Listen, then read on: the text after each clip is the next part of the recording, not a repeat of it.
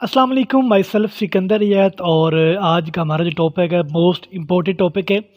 अगर आप इस टॉपिक को समझ लेती हैं तो आपको राइट वे में जाने से कोई नहीं रोक सकता। बिल्कुल आप सही डायरेक्शन में जा सकते हैं अगर आप इस टॉपिक को अच्छे से अंडरस्टैंड कर लेते हैं। सो आज का हमारा जो टॉपिक है वो है E S B I. What is E S B I? तो E S B I model basically एक रिच डैड पुअर डैड एक बुक है, ठीक है, जो कि रॉबर्ट कियोसाकी ने जो है इसको राइट किया था, और वो एक राइटर भी थे और एक बहुत बड़े बिजनेसमैन भी थे। तो उनकी बुक से ही ये ई एस पी मॉडल को लिया गया है। सो बेसिकली उन्होंने बताया है कि ई एस पी मॉडल में कि जितने भी मेथड्स हैं इनकम जनरेट करने के, तो वो टोटली जो है ना वो 4 टाइप्स के हैं, ठीक है। फिफ्थ टाइप कोई नहीं वर्किंग की जिससे आप पैसा कमा सकें। ओनली ऑन 4 टाइप्स हैं जिससे आप इनकम जनरेट कर सकते हैं।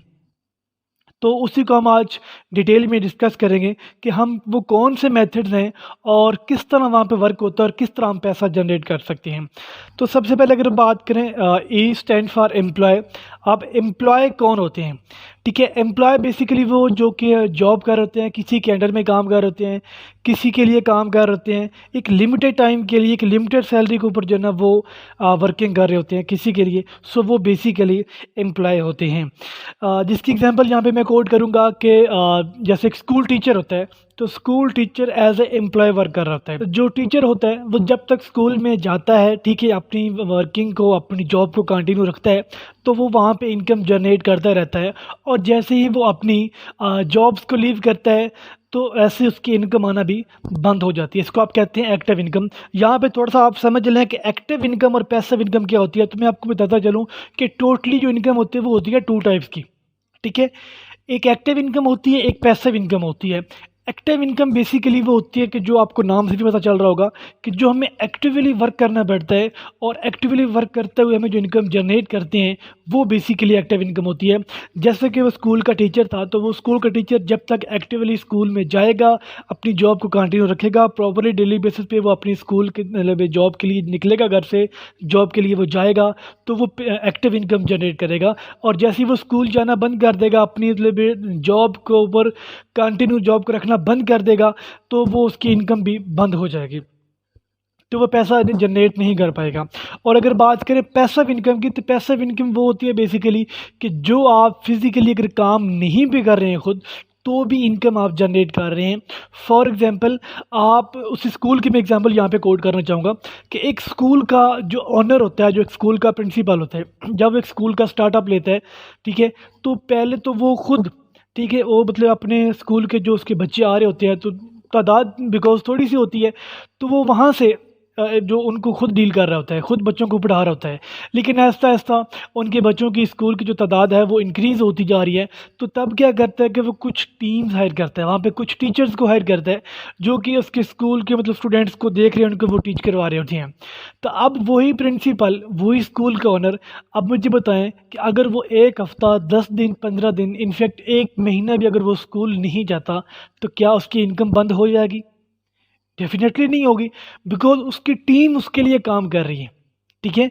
सो ये इनकम यानी वो मेथड जिसमें आप खुद काम फिजिकली नहीं भी करते हैं, तो आपका काम हो रहा होता है, एक ऐसा सिस्टम आप डेवलप कर देते हैं कि जिसमें आप पैसिव इनकम जनरेट कर सकते हैं। सो ये होती है पैसिव इनकम। अब हम चलते हैं ई एस पी मॉडल की तरफ। तो पहले हमने डिफाइन किया एम्प्लॉय स्टैंड फॉर जो मतलब जॉब कर रहे होते हैं। आगे एस, एस स्टैंड फॉर होता है सेल्फ एम्प्लॉय। तो सेल्फ एम्प्लॉय कौन होते हैं?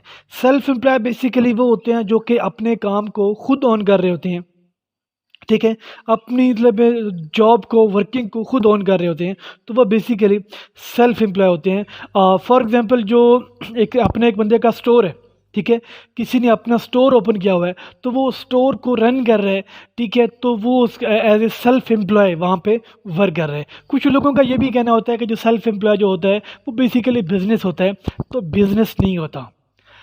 बिजनेस वो होता है जिसमें लोग आपके लिए काम करें, और जहाँ पे आपको खुद को काम करके खुद ही इनकम जनरेट करनी पड़े, तो वो ऐसे सेल्फ एम्प्लॉय होता है, वो बिजनेस नहीं होता। एम्प्लॉयड एंड सेल्फ एम्प्लॉयड में एक चीज़ कॉमन है कि ये दोनों काम करेंगे तो ही इनकम जनरेट करेंगे। अगर ये अपने काम को, अपनी वर्किंग को ये लीव करेंगे या थोड़ा सा इनएक्टिव हो जाएंगे तो इनकी इनकम आना बंद हो जाएगी। नेक्स्ट आता है बिजनेस।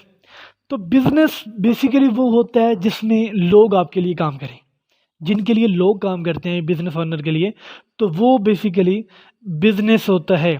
फॉर एग्जांपल, एक प्रोजेक्ट है, आपको एक प्रोजेक्ट मिलता है, जिस प्रोजेक्ट का आपने कंप्लीट करना है और उस प्रोजेक्ट से आप जो है ना वो 5 लाख प्रॉफिट जनरेट कर सकते हैं अगर आप खुद काम करते हैं। और वो प्रोजेक्ट इतना बड़ा है कि वो 1 वीक से पहले कंप्लीट नहीं हो सकता, वो आपने 1 वीक तक खुद मतलब ये करना ही करना है, देन जाके आप उससे 5 लाख जो है ना वो जनरेट प्रॉफिट कर सकते हैं।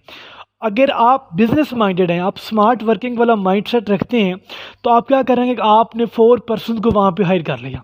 वो काम जो आपने अकेले एक वीक में करना था, वो काम आप 4 लोगों से 24 आवर्स में कंप्लीट कर लेते हैं और उनको आप कहते हैं कि भाई आप यहाँ पे मुझे ये 24 आवर्स में कंप्लीट करके दें, तो मैं आपको क्या है कि आपको 5000 जो है ना वो आपको दूंगा।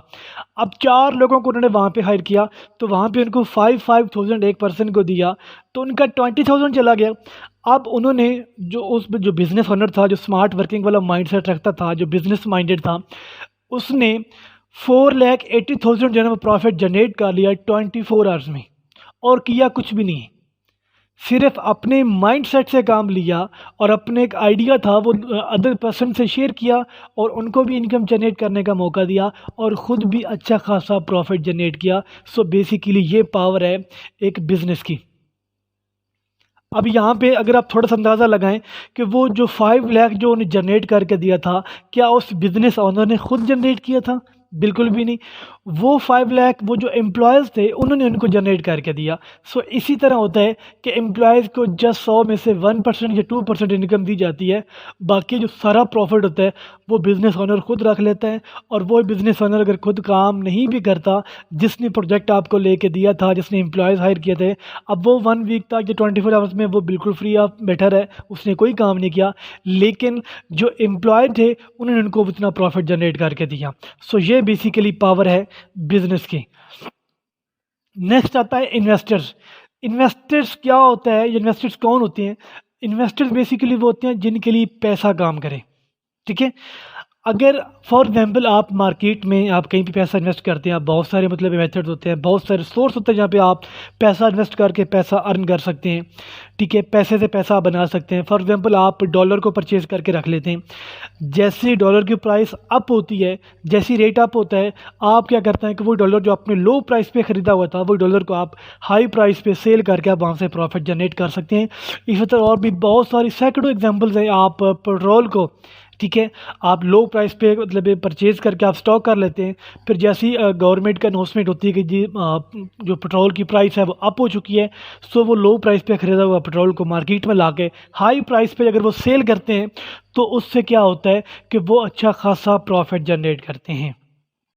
अब यहाँ पे मैंने आपको वर्किंग की 4 टाइप्स बताई। अब हम इनको 2 कैटेगरीज में डिवाइड कर लेते हैं, ए कैटेगरी में and B category. A category में आता है employed and self employed, B category में आता है बिजनेसमैन एंड इन्वेस्टर्स। और जो ए कैटेगरी है, यहाँ पे मैं आपको बहुत इंपॉर्टेंट पॉइंट बताने वाला हूँ कि जो ए कैटेगरी है इसमें 95% लोग हैं। ए कैटेगरी में 95% लोग हैं, लेकिन इनके पास पैसा कितने हैं? जस्ट 5%। और जो बी कैटेगरी में लोग हैं, वहाँ पे परसेंट कितने हैं, लोग कितने हैं, ट्रैफिक कितने हैं? जस्ट 5%। और उनके पास पैसा कितना है? 95%। अब डिपेंड करता है आपके ऊपर कि क्या आप ए कैटेगरी में जाना चाहते हैं कि जिस कैटेगरी में 95% लोग हैं और जस्ट 5% पैसा है, या फिर आप उस कैटेगरी में जाना चाहते हैं कि जहाँ पे 5% लोग हैं और 95% पैसा है। ये आप पे डिपेंड करता है कि आपकी थिंकिंग अभी तक भी चेंज हुई है या कि अभी तक भी आप वही थिंकिंग रखते हैं जो कि 9 to 5 वाले जॉब, 15-20 हज़ार सैलरी और एक किसी के अंडर में काम करना, बॉस के अंडर में काम करना, बातें भी सुनना, और लाइफ टाइम आपने एज ए एम्प्लॉय गुजार देते हैं और अपने लिए आप कुछ भी इम्प्रूव नहीं कर पाते। अपने लाइफ में इन फ्यूचर आप कुछ नहीं कर सकते। जस्ट आप अपने लिए अपने घर के अखराजात मुश्किल आप अफोर्ड कर सकते हो। उसके अलावा अगर आप कुछ लाइफ में ड्रीम्स फुलफ़िल करना चाहते हैं, गोल्स आप जो है ना अचीव करना चाहते हैं, तो आप नहीं कर पाते एज ए एम्प्लॉय, क्योंकि वहाँ पे इनकम जो है ना वह बहुत ज़्यादा कम है। ठीक है।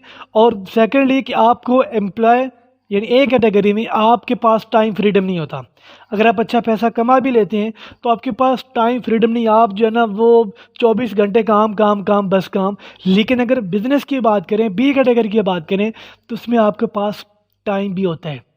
अगर पैसा अच्छा कमा भी लिया है तो उस अच्छे पैसे से अगर आप आउटिंग नहीं कर सकते, उस अच्छे पैसे से आप लाइफ को एंजॉय नहीं कर सकते, आप कहीं पे फ्रेंड्स के साथ फैमिली के साथ आप टाइम स्पेंड नहीं कर सकते, तो ऐसे पैसे का आप क्या करेंगे। लेकिन बी कैटेगरी में आप ए कैटेगरी की निस्बत पैसा भी बहुत ज़्यादा जनरेट करेंगे और साथ में आप टाइम फ्रीडम भी अचीव करेंगे। आपके पास टाइम फ्रीडम भी होगा, आपके पास फाइनेंशियली फ्रीडम भी होगा। सो आप पे डिपेंड करता है कि आप कौन सी कैटेगरी को चूज़ करते हैं। होप सो कि आपको ये टॉपिक अच्छे से आपको समझ आ गया होगा और आप के ऊपर ये डिपेंड करता है कि आप कौन सी कैटेगरी में जाना चाहेंगे। सो मेरी तरफ से wish you all the best. अल्लाह हाफिज़।